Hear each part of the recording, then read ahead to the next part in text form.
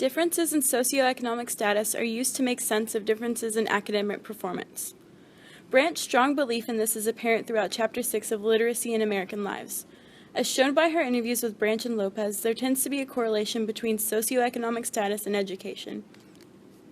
Research has shown that middle-class families value education much more than poor families, and in addition can afford to be much more active sponsors to their children. Resources are more readily available to families with money and more advanced jobs, whereas poor families have very little available to them and must work with what they have, which can lead to a cycle of low literacy rates and working-class jobs. This broader perspective also brings attention to the role of parental work in children's literacy learning, a dimension that is often overlooked in analyses that emphasize parents' roles as readers to children or as surrogate teachers. As Brandt states, the role of parents as teachers, in a sense, is often overlooked by scholars. Children obviously start to learn at a very young age and absorb knowledge from their surroundings. In addition to being educated by parents, children also follow by their example. If a parent stresses literacy and its importance, a child is likely to do the same. Likewise, if a parent focuses on work and making enough to get by, their kids will often do the same and, as stated earlier, repeat the cycle of low literacy and working-class jobs. As a parent throughout Chapter 6, Deborah Brandt relies heavily on the they say, I say protocol. All of her quotes give context to where they're taken from, therefore she follows what Graff and Birkenstein say to do.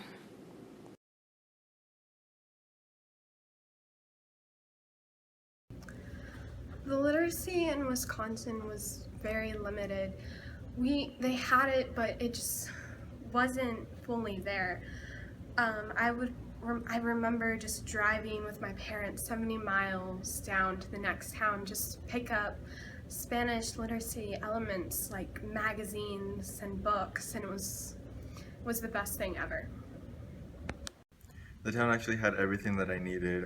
It especially had several computer shops that I would frequent with my friends, and the owner would actually tell us about computers and what was going on at the time, like what's the newest software, the newest programming, what's going on with other people around neighboring towns and stuff.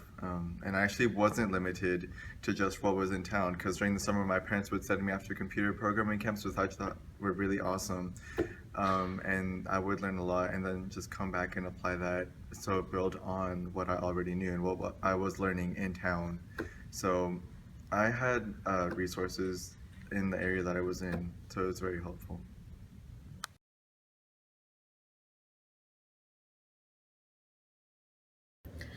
When I was younger, my mom went to technical school while she worked part-time at the bookstore. My father also worked at technical school, but he went for accounting, and while he was there, he also worked part-time with the university, checking mail and delivering it. And the funny thing is that I actually became interested in literacy through my father's job. It was what pursued me so much to go for it. And his job allowed me to get more and more into it. He was required to have a typewriter that I would go in and use sometimes. And also, with his job being at a university, he was able to look at students who were selling old software, and that's how I got my first word processor, which helped me start, and it inspired me so much. So my parents' jobs did help in my literacy pursuit.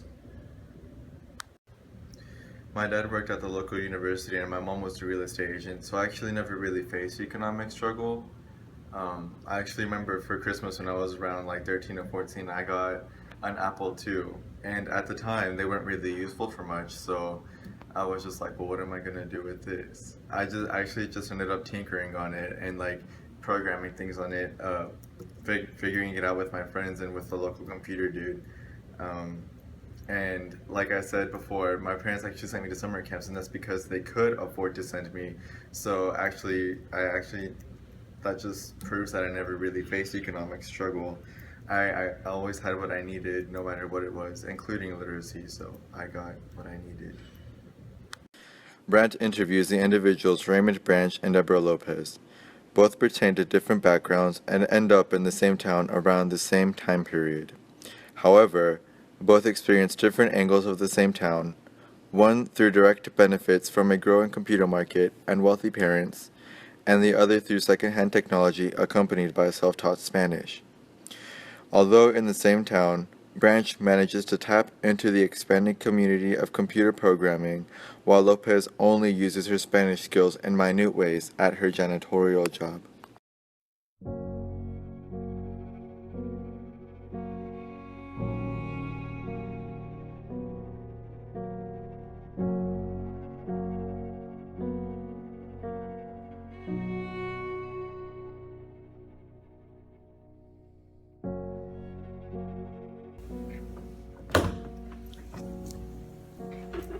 I'm like a penguin.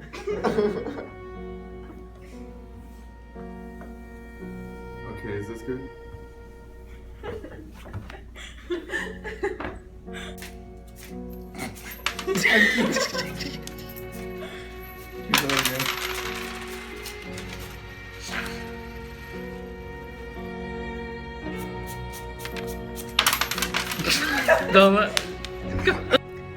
My mom worked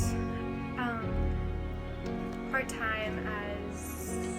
What did my mom work? I need someone to read me the question. Well, Wisconsin had everything I really needed, not because of where I was. Okay, no, it was. Well, I mean, the town had everything I really needed. Like, it had a couple. He doesn't say like, does he? I scratched mine, and then you scratched yours. Are we going again? Okay. Okay, so I can't be like, hello, girls.